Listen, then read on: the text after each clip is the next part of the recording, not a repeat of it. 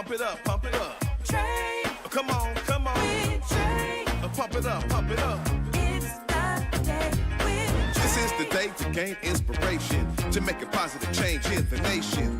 We're inviting you to partake in conversation, to raise your vibration. It's the day that we will all celebrate all of our peaks that make this thing elevate.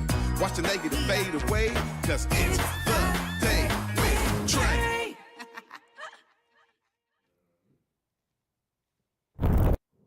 Grand Rising, everybody. Welcome to the Day with Trae. I'm your host, Trae Holiday, and I get to welcome you to a thankful Thursday. And y'all, this is, like I love to have that play on words. And so you hear me talk about Magnificent Monday and Terrific Tuesday and Wonderful Wednesday. But I'm going to tell you, today really is about a thankful Thursday. So I'm so excited because my guest, Alana Bell, is joining me today. We're going to be talking about the Becraft Scholars Program and all the work she's doing to support parents, y'all, and really to make that engagement happen, because it's all about families. As our scholars might be in the schools, it's all about the families. So I'm so glad that she's here joining me today so we could talk more about it. But of course, you're joining me today too, so you get to talk about this show with others who you feel could benefit from this daily dose of dopeness. We're working to give you here on the Day with Trae. And if you can't watch our TV show, you can also just listen to the podcast, because we're anywhere you find your favorite podcast. Just search Converge Media Network and the Day with Trae. You'll find us on your favorite platforms. Well, I want to just say thank you. As I start this show, before I get into it with Alana, I want to thank all of you. What a season this has been. We're not wrapping up quite yet, but as I think about this season, I can tell you that it started with all of you who showed up for that intro that y'all just saw. Thank you. I was in community and folks were like, yo, that day was everything. Watching the intro to your show just reminds me of the joy we were feeling that day. And honestly, it would be nothing if people didn't show up. So thank you, all of you who were there that day. Thank you so much to Vitamin D for throwing the verse down and the beat, y'all. He took it all the way back to that 90s vibe that I was looking for, y'all. And honestly, I want to thank you all. But I also got to thank my team here at Converge. This is something where you have an idea, you have somewhat of a vision, and the team, this creative team here, helps to bring it to fruition. Not only is it about that creative exchange, because maybe there was only one part that I was thinking about. Then I started to talk to someone else here and someone else, and it's like, oh my gosh, now we have a full-fledged concept, and it was produced that day. Thank you to all of the videographers who were able to capture that, encapsulate it into what we see today. Special shout out to our own Francisco for all of his amazing creative abilities and putting it into that intro. But also thank you to all of the folks who stay watching the Day with Trae and sharing this show. Your sharing and word of mouth has gotten me into different places. And I promise y'all, I have been all the way in Atlanta and they've been like, oh, I know your show. Someone sent me the Day with Trae, right? I'm like, whoa. We talk about uplifting Black brilliance, and we always want to recognize what's happening in the Pacific Northwest. But this show does go beyond that, right? It goes beyond that because Black brilliance thrives all over the world. So huge shout out to those who have not only made this a known name in some areas throughout the country, but for all of those who have joined me outside the country. Y'all, this season, we've been able to also tap into some brilliance elsewhere. And I'm so grateful for that as well. When we think about the digitization of our world and this virtual reality and world that we actually live in now, it means that I get to interview somebody over a link. Okay. And if they got good internet and Wi-Fi, they can definitely join. So I'm so grateful because, this is about uplifting those stories to inspire you, to really inspire growth and change and understanding. That for me is everything. Not only do I want you to be inspired, informed, and engaged, but I also want you to understand, for me, I pour my heart into this, and when y'all pour back into it, I feel it every single time. So thank you to everyone who has watched, spread, shared the link, sent somebody to YouTube, who has come here as a guest to talk about their brilliance, to my entire team, to everyone who is doing great work out there that has been featured here. I thank you all. After this short break, y'all, we get to continue learning about how we're going to make sure our scholars are well with Alana Bell right after this short break, y'all. You definitely don't want to miss it. Stay tuned. You're watching The Day with Trae. Have you heard? Everyone living in Washington State can buy health insurance regardless of immigration status. Call 1-855-923-4633 to find out your option through Washington Health Plan Finder. The call is free, safe, and secure, and getting health insurance will not affect your immigration status. Give us a call today. Hey, what's up, everyone? It's Trae Holiday. We're teaming up with Public Health Seattle and King County to remind you that back to school time means making sure your kids are up to date on their vaccinations. Public Health Seattle and King County is offering free back-to-school vaccine clinics for kids ages 0 to 18 all fall. You heard that right, free. No matter what your insurance situation is, they got you covered. Getting your kids vaccinated is the best way to protect them from serious diseases like measles, mumps, and whooping cough, and it's required for them to attend school or childcare. So call your health clinic pediatrician or doctor today to make sure your kids have all their required vaccinations. You can also visit kingcounty.gov/find-a-clinic to find a clinic near you. Let's work together to keep our kids healthy and in school. Peace. There's something magical, alchemical about being an artist. Being able to create, mold, envision, enlighten. This is a wonderful task. That's why I do it. My name is Joyce J. Scott, and I'm having my 50-year retrospective Walk a Mile in My Dreams. Come on down. Welcome back, everyone, to The Day with Trae. I'm your host, Trae Holiday, and joining me right now, we got Miss Alana Bell in the building. Hi. Hello, my dear. How are you? I'm well. How are you? I'm thankful. I'm riffing off of you. Thankful Thursdays. I'm so thankful to be here with you and to just share more about the amazing work that I get blessed to do every day. You know, that's really the frame of mind we all need to have. It's the work we get to do. Mm-hmm. And I really appreciate your framing there. Now, you are the Becraft Scholars Program Director, but this is a phenomenal program. Tell us a little bit more about your role and what this program does. So the program was founded in 2020 by the Fulcrum Foundation, which is where I work, and the Ferry Family Charitable Foundation. So those two organizations came together at the height of what, many experience as a racial reckoning, and after George Floyd's murder, and said, we have to do something for the Black community. We have to respond to this call, and we have to respond now. Mm-hmm. And what that resulted in was a scholarship program in Catholic schools. We partner with 4 Catholic schools, and each year we accept 12 kindergartners, the cutest of the cute, and we are with them and their families throughout their K-8 experience. And we give each family a $5,000 annual scholarship. And I think what's really interesting about the notion of scholarship is that for so many years, it's been about access. Mm-hmm. And that's important.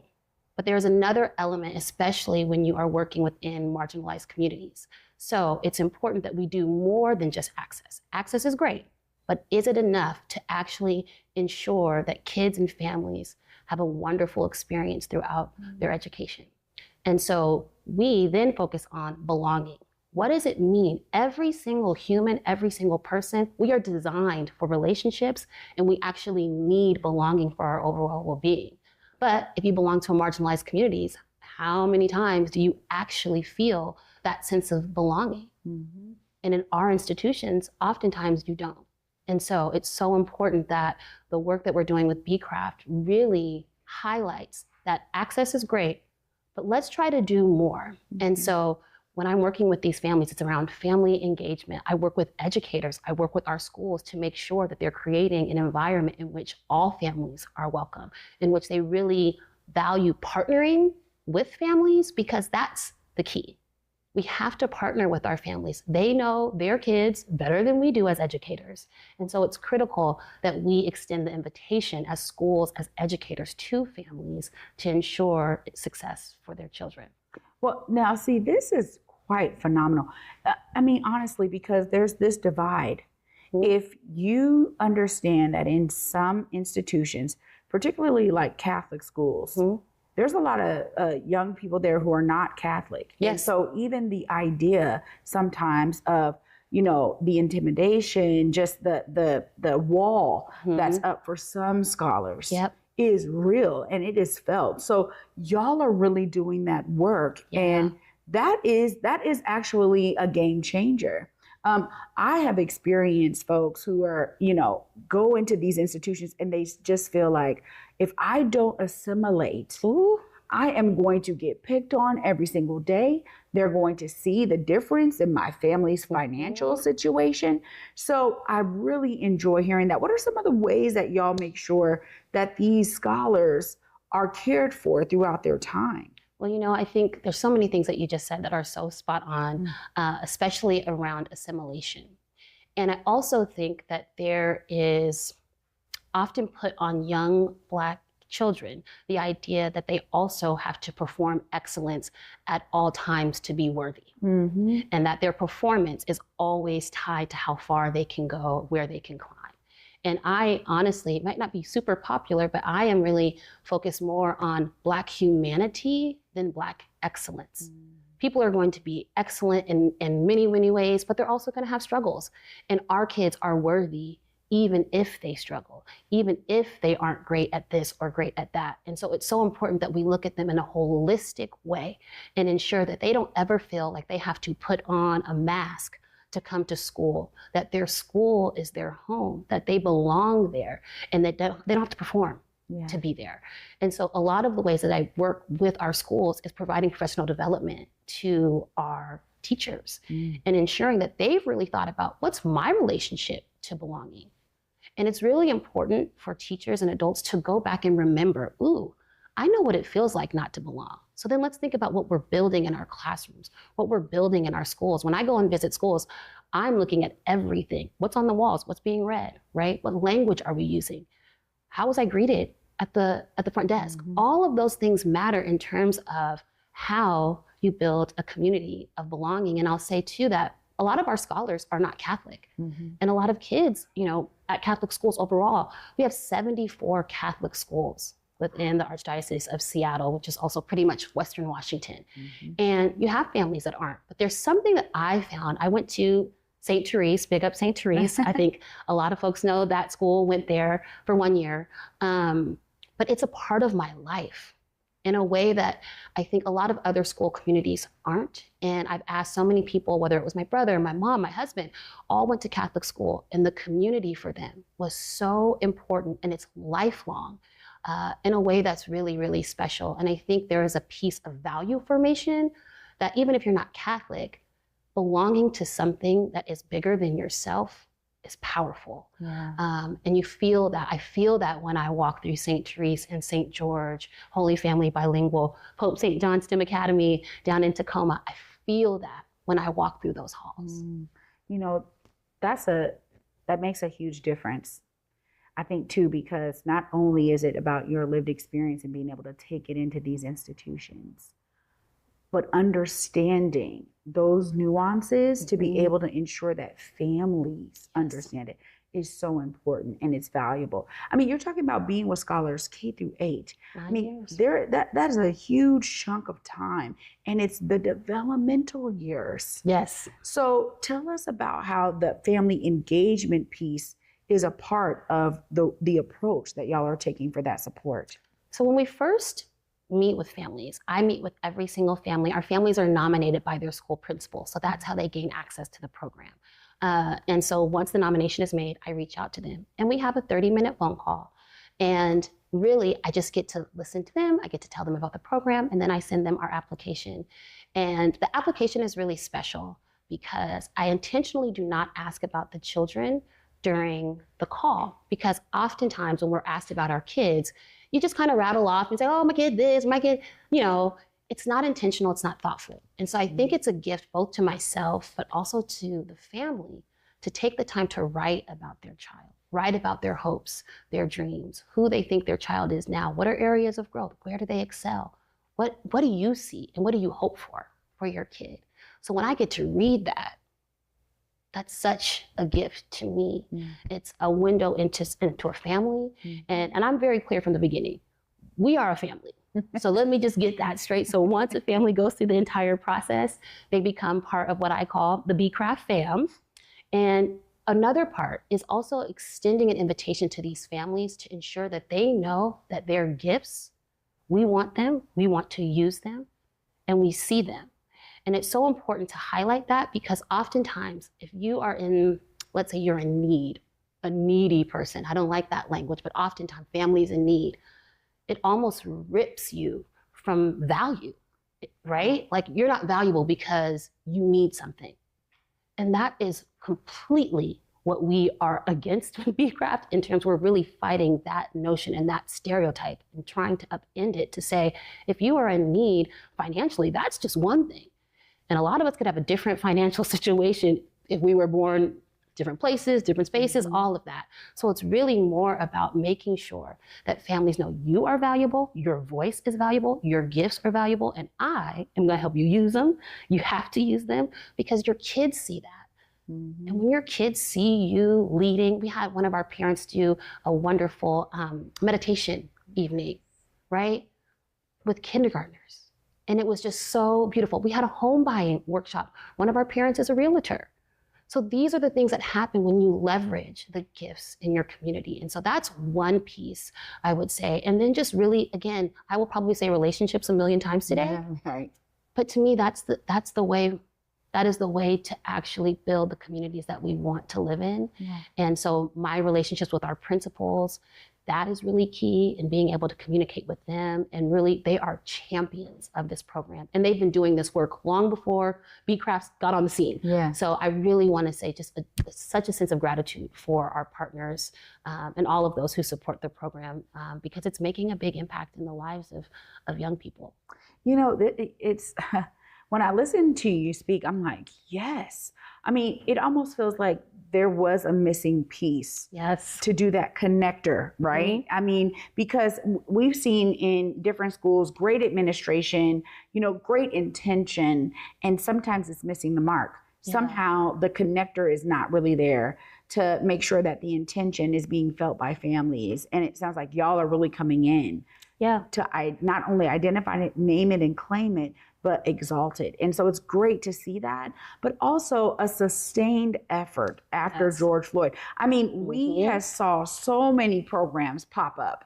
Oh my goodness. And you look for the funding now and it is gone. So tell us about that level of commitment that you have experienced from the Fulcrum Foundation. I cannot tell you how much of an honor it is to be a part of the Fulcrum team, to have the leader that we have, to be partnered with the Ferry Foundation. They knew that this was going to be for the long haul. This was not something that we were just going to react to. Truthfully, this is something we've been needing to respond to for a long time.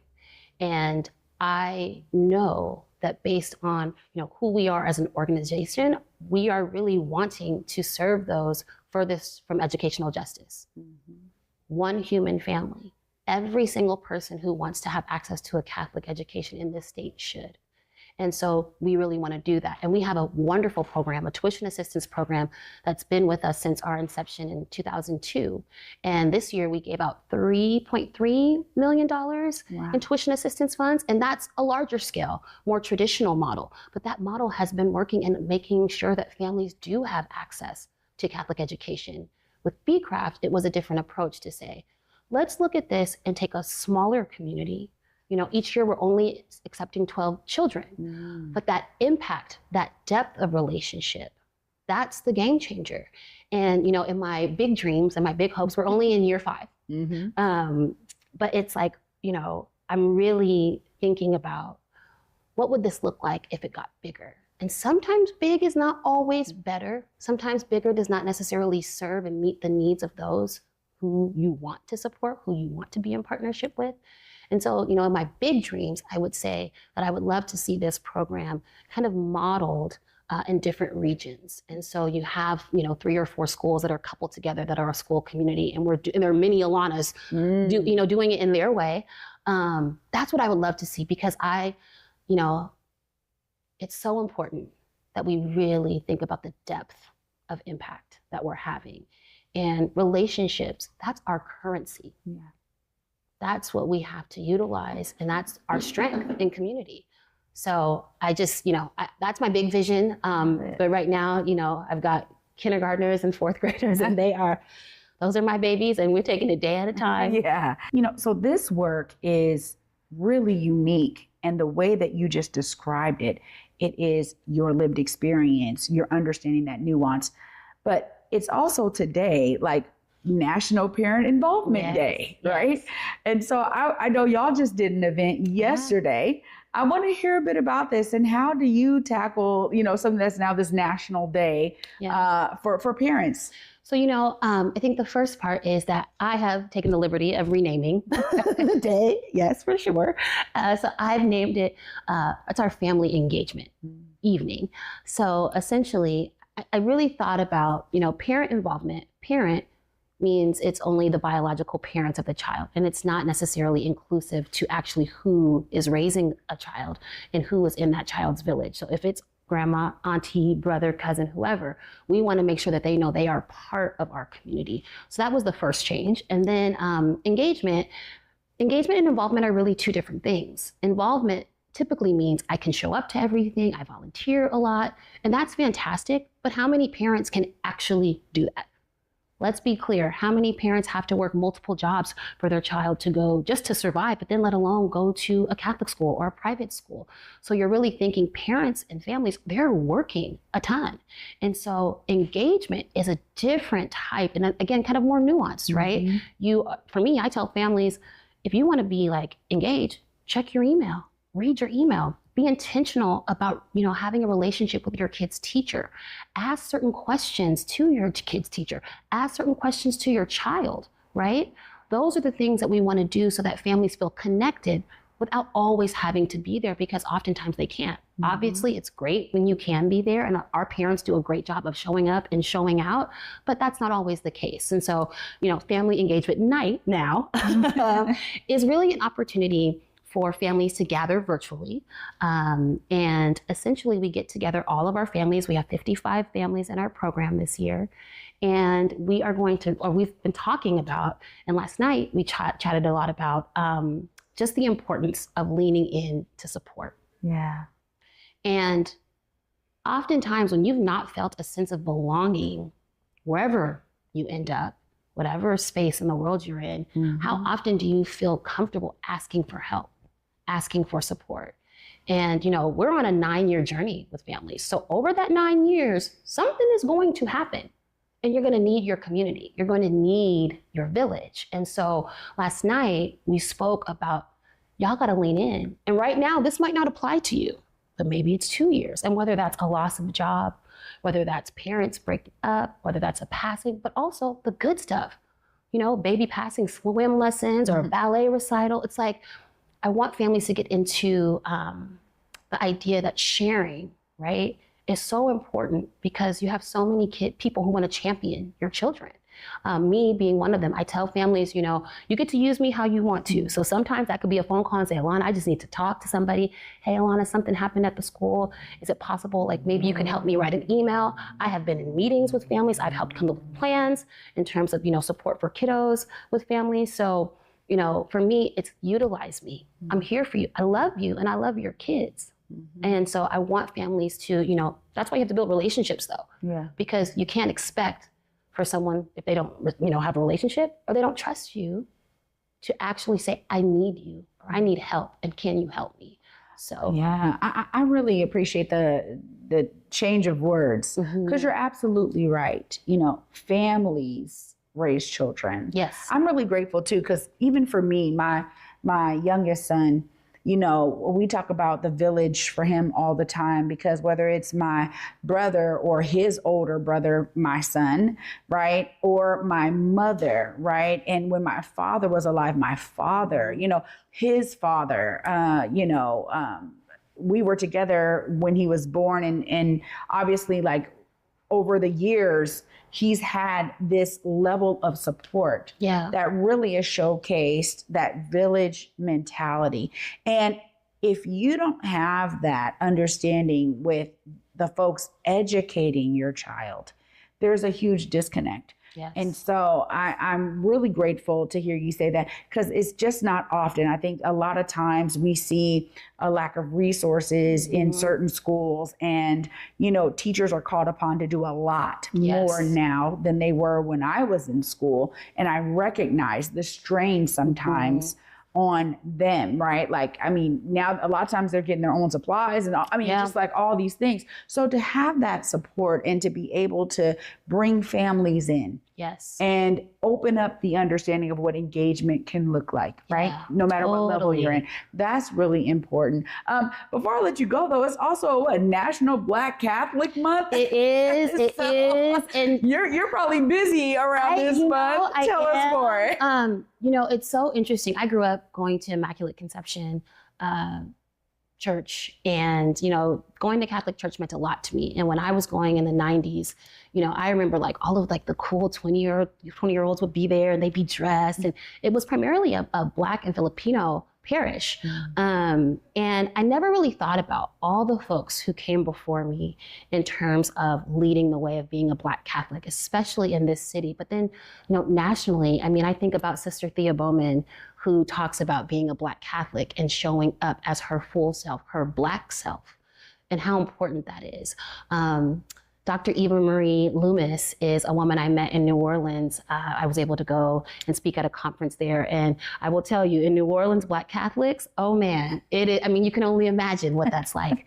Father Emmanuel Williams, I mean, just so many wonderful people who we have to thank, because their names are never really said, but they are deeply Catholic, deeply Black, deeply concerned with our community, and are also urging and making sure that the church responds to those needs. I also think a lot about Black educators. I think about Wayne Melanson, who was the principal at St. Therese. I think about, Miss Eileen Gray was the other principal at St. Therese, and the lives that these people have changed through the vehicle of Catholic education. And again, these aren't people necessarily that their names are being shouted from the rooftops, but for me, it's so important to know that there are people out here doing God's work in the way in which they feel called to do, but they are also doing the work of the people. And I feel so blessed to have, you know, witnessed someone do that, so that hopefully when my time is done here, I can say I did the same. Well, you are definitely making some amazing strides with the Becraft Scholars Program. And of course, if folks are trying to learn more, they want to stay connected, folks out there are like, now I need to apply. Yes. Please look right there. Let them know how they stay connected. Yes. So to stay connected, you can reach out to the Fulcrum Foundation. Our website is www.fulcrumfoundation.org. We have a tuition assistance program that actually is open currently. And then if you are interested in learning more about Becraft Scholars, there is a link on our website, and you can directly connect to me. Right on. Alana, thanks so much for the work you're doing. I appreciate you. It's Thankful Thursday. It's Thankful Thursday, and I'm so grateful for you. Thank you so much. Thank you so much. Wow, y'all. Now, this is what I'm talking about. Another example of somebody doing amazing work in our community that we all get to be inspired by, y'all. I get to wrap it all up right after this short break. Stay tuned. You're watching The Day with Trae. Urban League of Metropolitan Seattle is bringing a whole lot of star power to town as Taraji P. Henson and Hill Harper headline their 23rd annual breakfast, happening November 22nd at the Seattle Convention Center Summit. Grab your tickets now at urbanleague.org. Washington's charter public schools prioritize equitable learning opportunities for all students and strive for openness at every level. Teachers work with parents to build a trusting and supportive learning environment for students. To learn more, visit wacharters.org.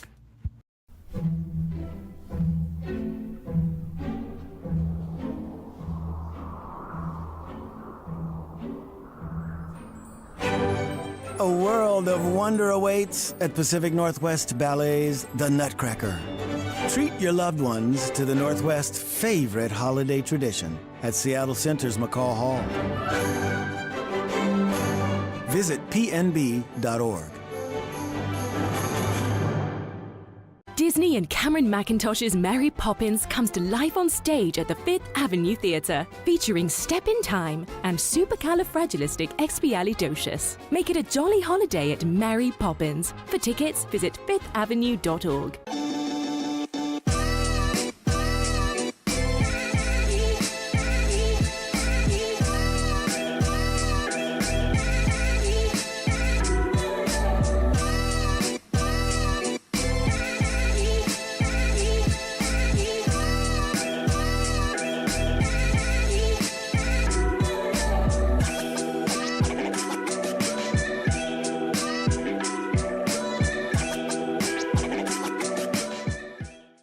Welcome back, everyone, to the Day with Trae. I'm your host, Trae Holiday. Huge, thankful excitement going all the way to my guest, Alana Bell. I mean, honestly, it's so beautiful to talk with folks who love what they do in a way that is then felt by those they are serving. And I'm going to tell you right now, for me, when I talk about inspiration, y'all hear me say it all the time, but it's because I sit here and I'm listening for the first time, just like you are when you're watching. And every time there's something that is dropping seeds for me, that is fueling me and inspiring me to anchor in my purpose. And that's why that message is so clear for me at the end of my shows, because the inspiration is happening right here. And I want you to feel that inspiration. You know what it does for me is it allows me to be self-reflective in ways that I'm always adjusting. How can I grow more? Okay, how can I do better? All right, let me also respect all of the energy that I've already poured out. So it's not always something is wrong and I need to fix it. It is the inspiration that folks give me fuels me to do more. It fuels me to be grateful for the opportunity to do more and to bring you more of these inspiring stories. So take this inspiration today into your own heart and mind and think about the ways that if you are making an impact, how can you increase it? How can that inspiration fuel the next person you talk to so that now they walk away feeling inspired? You know, inspiration comes in bounds, y'all. There's no limitation to it. What we do with it, that's on us. So I'm always encouraging you to do something with it. I say, see yourself as a part of the solution because we all have brilliance that can pour into the collective pot to make sure that folks are feeling the energy that we get to bring. Thank you so much for watching today. Y'all know I'll be back with you tomorrow. Until then, at 11 a.m., y'all. Peace.